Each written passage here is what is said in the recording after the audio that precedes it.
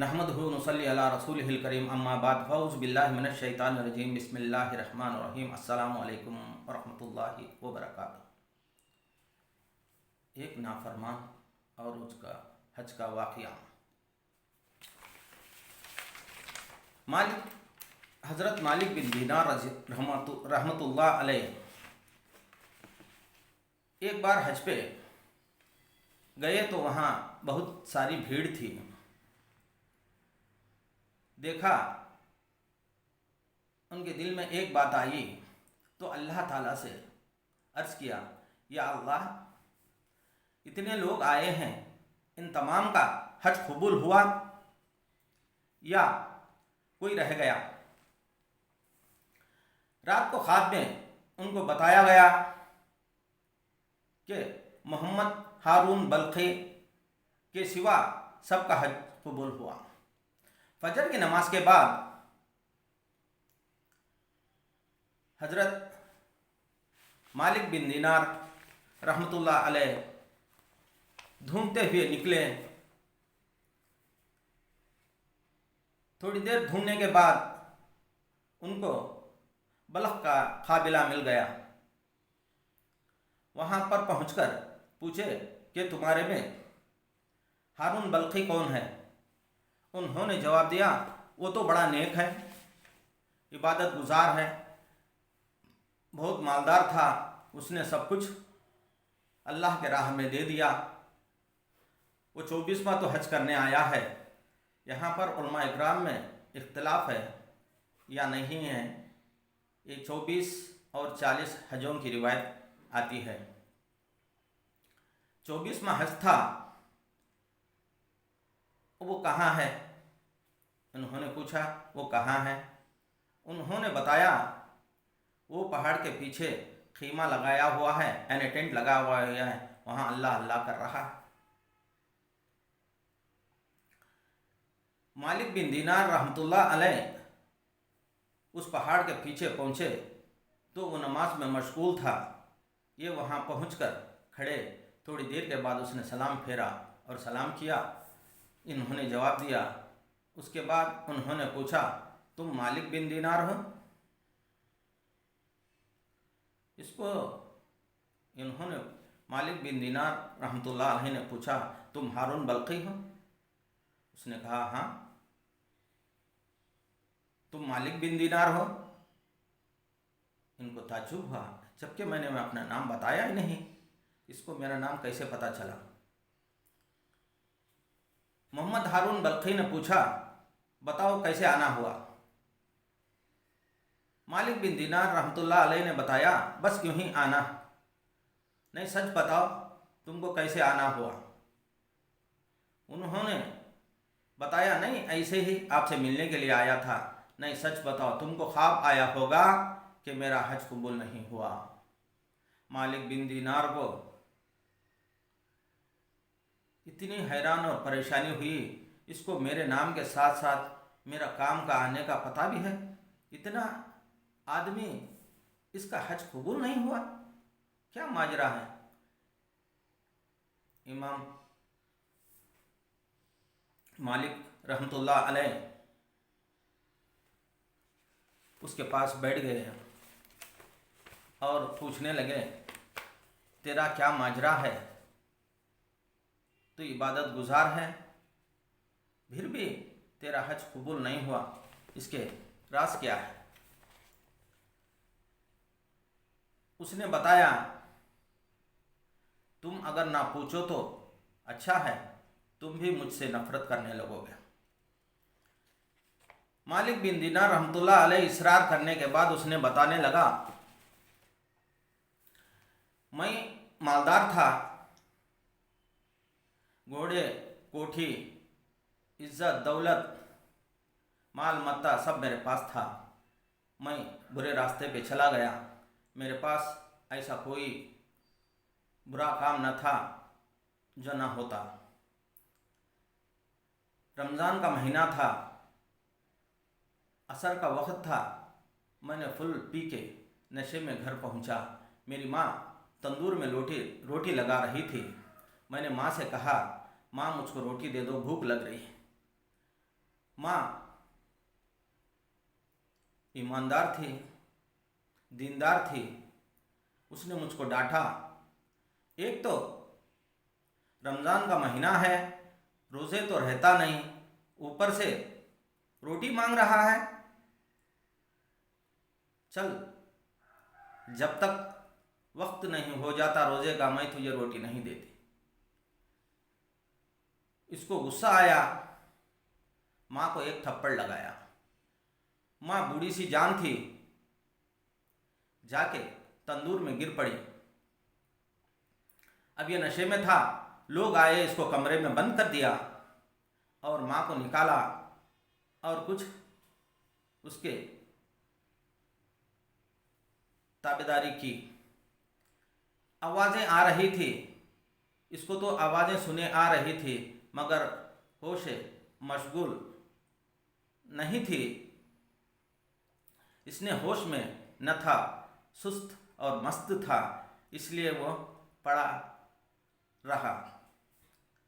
सुबह में जब इसकी आंख खुली, जोहर का वक्त हो रहा था, बीबी अपने ब्रीफकेस में कपड़े डाल रही थी। पूछा कि कहाँ जा रही हो? बीबी ने कहा, मैं माँ के खातिल के साथ रहना नहीं चाहती, इसलिए मैं अपने मैं क्या जा रही हूँ। उसने कहा, माँ का इंतकाल हो गया, मुझको क्यों बताया नहीं? माँ ने वसीयत की थी, माँ ने बताया था कि उसको मेरा चेहरा तक ना दिखाए। ये सुनना था। उसने उठा, जो नारियल काटने का कोयता होता है, उसको लेकर अपना जिस हाथ से अपनी माँ को मारा था, उस हाथ को काट दिया। और जो भी उसके पास घोड़े, माल, मत्ता, कोठी थी, सब अल्लाह की राह में वक़्फ़ कर दी। तब से पैदल 40 साल से मैं हज के लिए आ रहा हूँ। अल्लाह ताला की काबे की तवाफ़ करता हूँ, सफ़ा मरवा के चक्कर लगाता हूँ, अल्लाह ताला से गिड़गिड़ा कर मांगता हूँ। कोई कहने वाला कह जाता है, तेरा हज ना कबूल। 40 साल से मैंने दिन भर रोज़े रखता हूँ, रात भर इबादत करता हूँ, कुछ थोड़े बहुत चने खा लेता हूँ, यही मेरे पूरे दिन की ग़िज़ा हो जाती है। ये सुनना था। मालिक बिन दिनार उठे, एक थप्पड़ उसको लगाया, बोला, तू इसी के काबिल है, और वो चल पड़े। इसने रोता रहा, तड़पता रहा। हारून बल्खी की हालत पर इनको रहम न आया और चले। रात में इशा के बाद सो गए तो ख्वाब में नबी करीम सल्लल्लाहु अलैहि वसल्लम का दीदार हुआ। नबी करीम सल्लल्लाहु अलैहि वसल्लम ने, मालिक तुम उस बंदे को क्यों नाराज़ करके आए हो? या रसूलुल्लाह, माँ का इतना बड़ा नाफरमान और मैं करता क्या? तुम उसको कैसे कह सकते हो कि वो ऐसा ही है? नबी करीम सल्लल्लाहु अलैहि वसल्लम ने फरमाया, वो अपनी माँ की वजह से बख्शा जाएगा। मालिक बिन दीनार ताज्जुब से पूछे, या रसूल अल्लाह, वो कैसे? हशर के मैदान में उसकी बूढ़ी माँ अल्लाह के पास मुकद्दमा दायर करेगी कि अल्लाह, मेरा क्या गुनाह था इसने मुझे तंदूर में डालकर जलाकर मारा। पूछो इससे। तो अल्लाह ताला फरमाएंगे, क्या इसको सजा दें? बूढ़ी माँ कहेगी, उसे सख्त से सख्त सजा दे। अल्लाह ताला जब दोज़ख के फरिश्तों से फरमाएंगे, ले जाओ इसे दोज़ख में डाल दो। जब हारून बल्खी जो बेटा था उस बूढ़ी का, उसने फरमाएंगे, ऐ माँ, मुझे ये लोग ले जाएंगे, दोज़ख में डालेंगे, जलाएंगे, मारेंगे, मुझको तकलीफ़ होगी। जब भी मुझे दुनिया में तकलीफ़ होती थी मैं तुझी को पुकारता था, ऐ माँ, ये लोग मुझे मारेंगे, तुम मुझे माफ़ कर दो। थोड़ी देर के बाद माँ ने अल्लाह से फरियाद किया, अल्लाह, ये अल्लाह, क्या? अल्लाह ने फरमाया, क्या? अल्लाह, मैंने उसको माफ़ कर दिया, तू भी माफ़ कर दे। तुझे उसने जलाकर मारा, तुम उसको क्यों नहीं जलने देती? अल्लाह ताला आलमुल गैब है, सब जानता है, फिर भी पूछा, तुम उसको क्यों नहीं जलने देती? उस बूढ़ी माँ ने फरमाया कि अल्लाह, मैं ईमान हूँ, मैं देख नहीं सकती।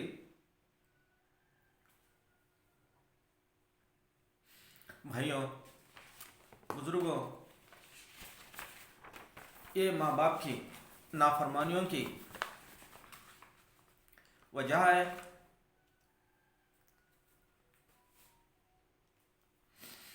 कुछ आयतें यूँ आते हैं, अल्लाह सुब्हानो ताला कुरान में फरमाते हैं, इल्ला मजतुरिर तुम इलैह, नहीं, पारा 8 सूरा 6 आयत 151, शैउन शैउन व बिल वालिदैनि एहसान, और माँ बाप के साथ एहसान करो। एक और आयत आती है, पारा 26 सूरा 46 आयत 15, व वस्सैनल इंसाना बिवालिदैहि एहसाना, और हमने इंसान को अपनी माँ बाप के हुस्न सलूक के लिए पैदा फरमाया, हुस्न सलूक करने के लिए हुक्म दिया है। एक और हज का वाक़या इसी में आया। एक बूढ़े माँ बाप थे, एक मियाँ बीबी थे, उनको औलाद देर से हुई। जैसा वो बच्चा पल बढ़कर इंजीनियर होने के वक्त तक माँ बाप काफ़ी बूढ़े हो चुके थे। बच्चा अक्लमंद था, दीनदार भी था। अल्लाह ताला उसकी नौकरी कहीं एप्लीकेशन की डालने की वजह से हुकूमत में नौकरी मिल गई, तो उसको शहर में नौकरी के लिए जाना पड़ता था और शाम वापस आता। चंद दिन गुजरे ही थे, उसको शादी करने का ख्याल हुआ। उसने सोचा कि एक अच्छी लड़की से मेरी शादी हो जाए। दरियाफ्त किया तो उस शहर में एक खूबसूरत और खूब सीरत वाले ख़ानदान का पता मिला, तो उन्होंने वहाँ दरख्वास्त किया, उन्होंने हाँ कर दिया। अब माँ बाप बच्चे की ख्वाहिश के मुताबिक उसकी शादी वहाँ पर कर दी। शादी के बाद चंद दिन वो लोग गांव पे रहे माँ बाप के साथ। फिर चंद दिन के बाद वो शहर पहुँचे, वहाँ पर रहने लगे, जैसा कि क्वार्टर्स उनके होते हैं। कभी इतवार को आया जाया करते थे। एक दो साल के बाद जब बच्चे हुए तो बीवी बच्चे घर पे पास रहने लग गए और बच्चा माँ बाप से मिलने आ जाया करता था और शाम में चला जाया करता था। चंद दिन के बाद बच्चों की मसरूफियत में वो थोड़ा बहुत आना छोड़ दिया। इसी दौरान उनका बाहर मुल्क में एक दरख्वास्त के बाहर मुल्क में उनको नौकरी मिल गई। वहाँ पर जाने का बंदोबस्त कर लिया और माँ बाप को बताया।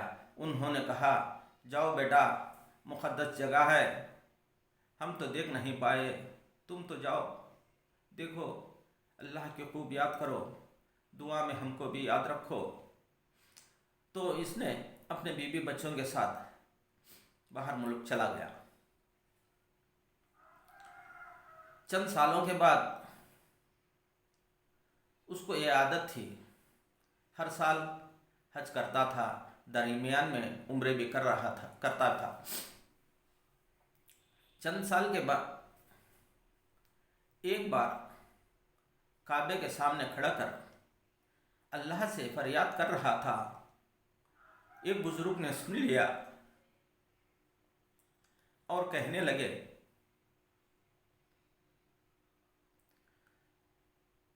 भाई क्या माजरा है? बोला, मैं 13 साल से हज कर रहा हूँ। कोई कहने वाला कहता है तेरा हज न कबूल।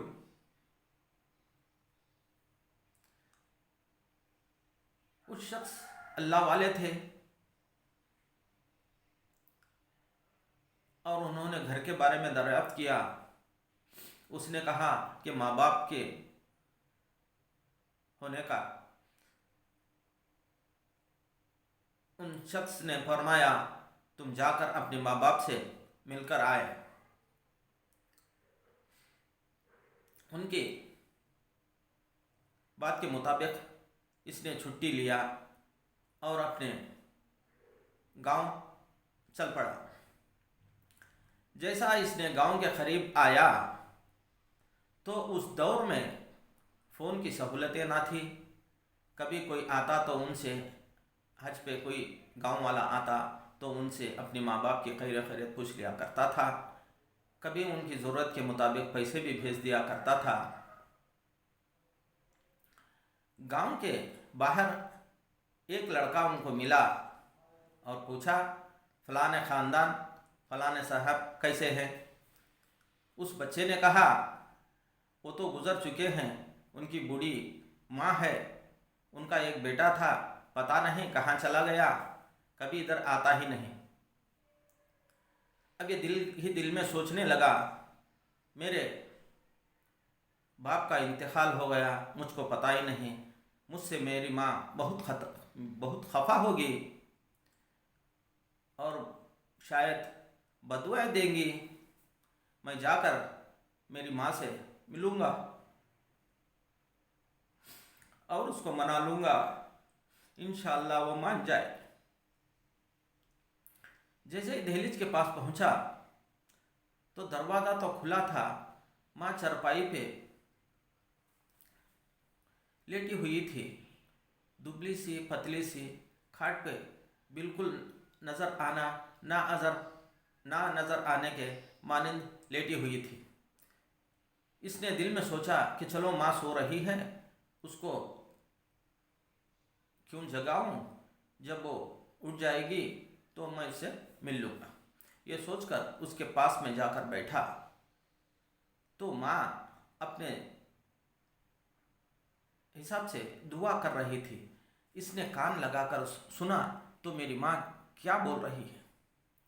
तो उसने अल्लाह से दुआ मांग रही है, ए अल्लाह,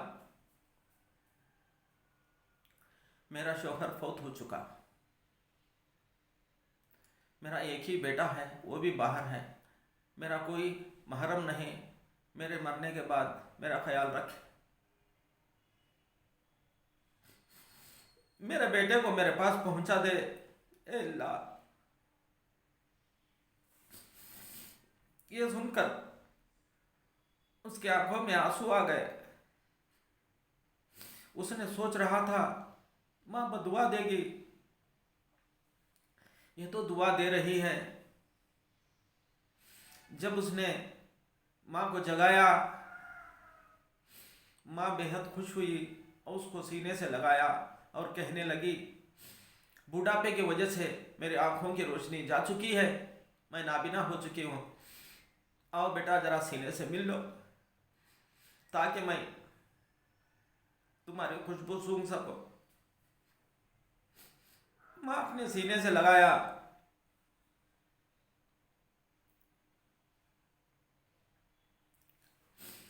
चंद दिन वो वहां रहा। माँ का इंतकाल हो गया। माँ के कफन दफन के बाद वो वापस लौट आया। दूसरे साल हज पे गया।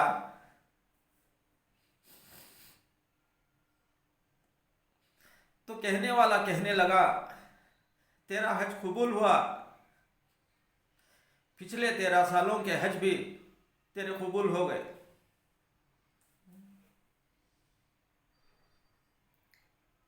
भाइयों, आजकल ऐसे माए भी कहाँ और ऐसे बच्चे भी कहाँ। हर वक्त नाफरमानी, हर वक्त बेचैनी। आप सब कुछ करो, माँ की खिदमत के साथ करो। अल्लाह ताला आपको कोई बात से रोकता नहीं। अल्लाह और उसके रसूल के बाद खिदमत खल्क माँ बाप के हैं, फिर पड़ोस के हैं। आप ख्याल रखें। अल्लाह ताला हमको कहने सुनने से ज़्यादा अमल करने की तौफीक अता फरमाए। व आखिर दावाना अनिल हम्दुलिल्लाहि रब्बिल आलमीन।